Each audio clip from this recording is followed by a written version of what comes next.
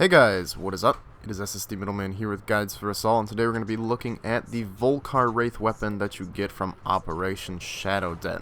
So obviously the Vulkar Wraith is the Wraith version of the Vulkar, so first we will look at the stat differences between the Vulkar Wraith and the Vulkar.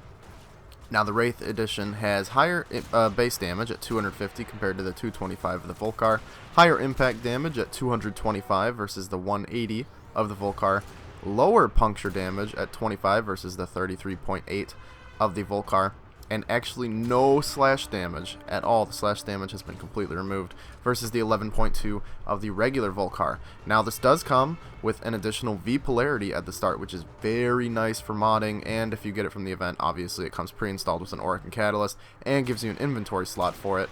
Now one more difference is that it has a larger magazine size. It actually holds 8 rounds defaultly in the magazine, which is fantastic. That's the second highest magazine size of any sniper rifle, just behind the Lanka, but personally I don't like the Lanka too much. But yeah, so you can sustain those combos while zoomed in very, very well with the Vulkar Wraith. And so let's get right into modding it. First off, we're going to look at an unformed mod build that I have here. You're going to want to put on the regular mods, Serration, Point Strike, Vital Sense, and Split Chamber, obviously just for damage and multi-shot purposes. Then with Unformed, I would just say put your elemental mods on. That's all I could really afford, and I don't have many of the special elemental mods that give an increase to status chance as well as elemental damage, but if you do, you should definitely do that because this weapon has a very high status chance at 25%, which is very nice, especially if you have the status chance increasing mods. You'll be proccing so often while you're firing this thing. It'd be fantastic. Now, after you add a Forma, put a V polarity obviously for your Split Chamber Serration mod. Then you will be able to add probably just one more mod, and if I could recommend a mod, I would say Lasting Purity is a really great choice, which is the Vulkar exclusive mod that you can get from New Loka. It is pretty good actually.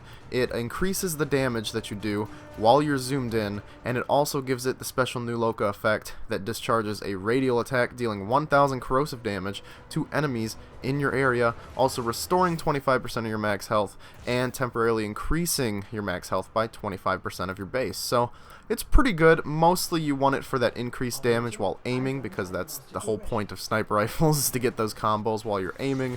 And of course the 1000 corrosive damage is pretty nice. It can come in handy, especially if you're running just some kind of void mission where there are going to be a ton of enemies around you constantly. That proc will go out and it'll knock back every enemy in the area and also deal the 1000 corrosive damage to them.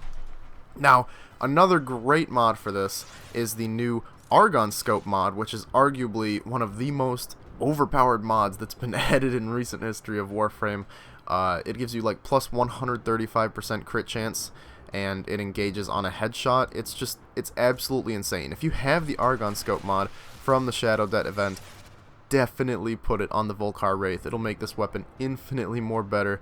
And last but not least, another decent mod for this, I'd say decent, but it's pretty good, is the Crash Course mod from, oh geez, I don't remember which operation it was from, but the Crash Course mod will increase your impact damage by, I believe, 120%, and since this weapon has such high impact damage at 225, it'd be pretty good if you're not making builds specifically for fighting certain factions. So if you just want a broad build, the Crash Course mod is pretty good.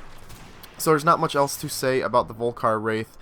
Probably the biggest downside is the fact that the critical chance is at 20% instead of 25% like every other sniper rifle. The status chance is high, the damage is pretty decent, and it has 8 shots in the clip, allowing you to rack up those combos very well. So all in all, I'd say this weapon is pretty good. It's not god tier. You're not going to be bringing it into your end game missions and just wrecking everything with it, but it is a lot of fun and pretty fantastic. Last but not least, Alad V told us not to use this weapon against him, so of course I did. Anyways, thanks for watching the video, guys. If you enjoyed, please leave a like rating down below and subscribe to see some more videos in the future. If you want updates on videos and other strange posts, make sure to follow me on Twitter and Facebook, and I will see you next time. Goodbye.